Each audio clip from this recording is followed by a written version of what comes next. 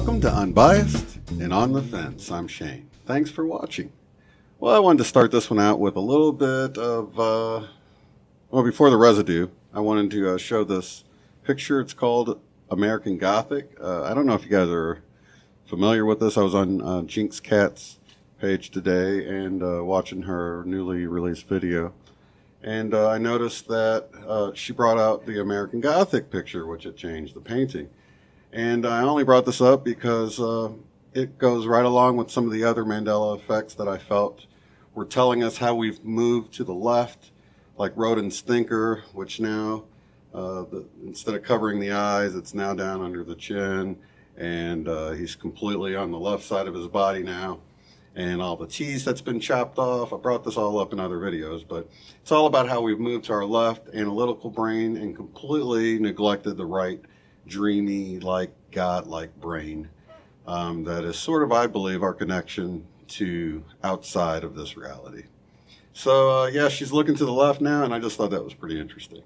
But while I'm there, someone will have to comment to this picture right here, and I just thought some residue, out of all the residue, the Rodin's thinker statue residue to me is the funniest. And here we have like a whole, like, I don't know if it's probably a softball team, maybe it looks like girls softball maybe, but at any rate, they're all on this field trip, and they're all posing next to Rodin's thinker statue, like he used to, that the pose he used to have. So this was really interesting, real interesting residue, because in order for this to have been faked, everybody would have to be in on trying to create this fake Mandela effect residue, which I'm sure most of these kids would be like, Mandela effect, what's that?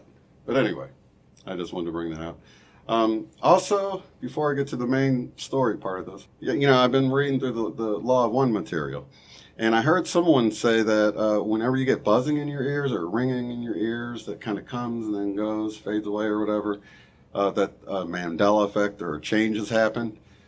And I thought that was interesting, so it made me sort of pay attention to it. But then when I came across this information in the Law of One, where they ask, Ra, what was the ringing in my ears just before we started the session in my left ear? Turns out, and you can put this on the shelf because I know this is kind of far out there, but just, you know, put it out there, remember it, and then if it happens, sort of pay attention, because I want to tell you what happened after that. But the information was the ringing in the right ear, or tingling or itching, sometimes it comes that way. Right ear is positive, and it's saying to just sort of pay attention. If it comes in the left ear, it's negative. And if it's sort of above your head, it's sort of like a synchronicity.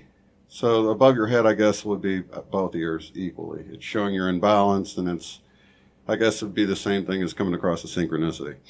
So after I heard that, I mean, it sounded pretty far out there, but today I got it, you know, and I was like, all right, right ear.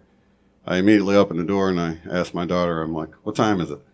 She said, 1:23, 1, 2, 3. And I laughed or whatever, but a few minutes later she told me how she was at 1% on her tablet and had to go plug it in, so she felt like it was letting her know she was out of juice or whatever. But at any rate, just something to think about, put that out there. So the story. What if you were this master ironworker, designer, right? And you're out building your building on these dangerous beams and risking your life to create these tall skyscrapers or whatever. And down below in a room, you have a few dozen of your children waiting for you while you're working, right? So you got to take them to work with you. Now, imagine while they're down there, one of the kids starts noticing something just isn't right, and they want to come find you. So they venture off. They take that risk of stepping out and trying to come find you. They go through this room. They don't have any shoes on. They go through this room that's got glass and screws and things on the floor, and they cut their foot, but it doesn't stop them. They continue on. Then they get to one of those construction elevators where it doesn't have any sides, and, you know, the big danger sign there, but they still keep on coming looking for you, searching for you. And they follow it all the way to the very top. And they get out onto a beam and start walking towards you. And they say, I was just looking, sorry you. And So the question is, what would you do if you were a parent? Sure, you'd probably be upset that they put themselves in so much danger, but it would be an upset that was from, hey, you could have got hurt, sort of an upset, right? Or would you go and start shaking the beam or kick them off of it and say, you shouldn't have came and looked for me? No, of course you wouldn't, right? Well, the reason I brought this story up is I got this picture, this little storyboard in my mind, because a lot of people view the God of their religion that way. They view God as this person that will just kick them off the beam and make them fall to their death.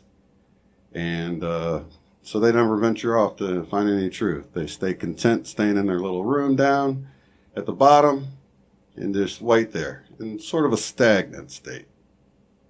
Now imagine the same story, but everything was designed. You set everything up that way so that those that were willing to take that risk, even though maybe there wasn't any risk, but they believed there was some risk, and you put it there on purpose to see who loved you enough to take that risk and come find you.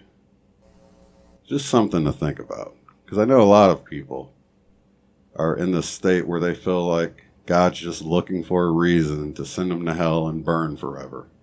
And I tell you what, a loving God is just not that way. We believe that way because we've been told that way, and then we're scared to think any other way because we're afraid he's going to knock us off the beam. But would a loving God really do that? Really? I don't believe so. So just something to think about here. I do appreciate you guys watching. If you enjoyed it, hit that like button and subscribe, and I'll see you on the next one. Have a good